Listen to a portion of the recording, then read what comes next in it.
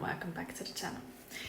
Today we want to talk about chemical bonds, which is actually such a broad topic, but this should just give you a quick overview. So, chemical bonds are lasting attractions between atoms, ions or molecules, which enable the formation of chemical compounds. Usually, chemical bonds result from the electrostatic force of attraction between oppositely charged ions, so positive and negative, as in ionic bonds, or through the sharing of electrons, as is the case in covalent bonds. So the strength of chemical bonds varies considerably. There are strong or primary ones, such as covalent, ionic and metallic bonds, and weak bonds, or also secondary bonds, such as dipole-dipole interactions, London dispersion forces, and hydrogen bonding. So in general, we associate strong chemical bonding with the sharing or also transfer of electrons between the participating atoms. The atoms in crystals, diatomic gases, metals and molecules. So actually most of the physical environment around us, they're held together by chemical bonds. And those dictate the structure and also the bulk properties of matter.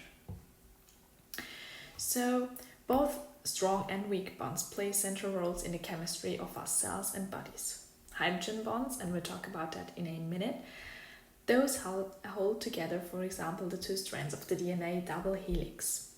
And they're actually weak bonds, but they keep the DNA stable and allow it to be open up for copying and also for the use by the cell.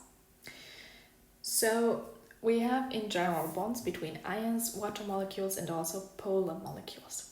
And those are constantly formed and broken down within the watery environment of the cells. So we have two major types of bonds, so covalent and ionic ones. The covalent ones, they're formed when the valence electrons, so those are the ones in the outermost electronic shell. Actually, it's just a model of an atom. In real life, it's not like that, but it's good to visualize what happens. And covalent bonds are formed between those valence electrons. And if we have atoms with equal or a similar electronegativity, whereby this is a measure for how strong they pull their electrons, they form covalent bonds. So the valence electron density gets shared between the two atoms. And the electrons reside between the atoms and are attracted by both nuclei.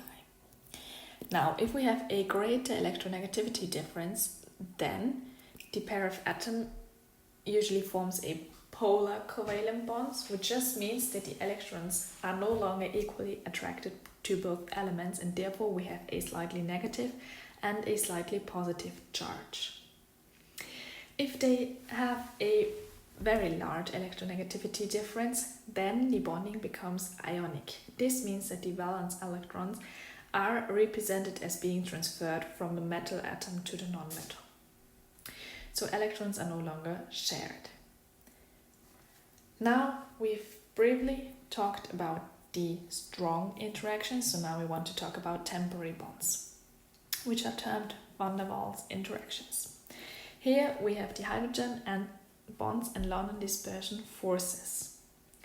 Now, if we have in a polar covalent bond a hydrogen, this hydrogen will have a slight positive charge because the bond electrons are pulled more strongly toward the other element.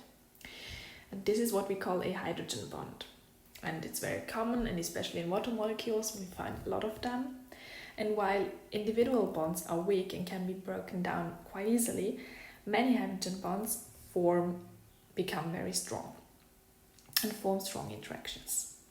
Now, London dispersion forces are also weak attractions, and they can occur between atoms or also molecules of any kind, and they depend on a temporary imbalance in electron distribution.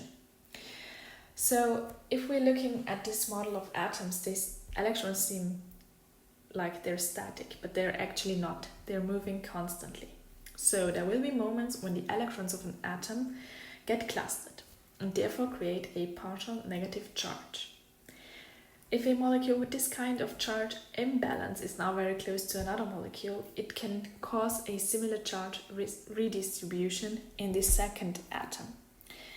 And this temporary positive and negative charge then will attract each other. As indicated in the beginning, this was just a very quick overview. You could make videos about each of these bondings which last for hours, but just to give you a general quick overview and to grab the main ideas. Now, if you like this video, don't forget to give it a thumbs up and to subscribe to the channel. See you in the next one.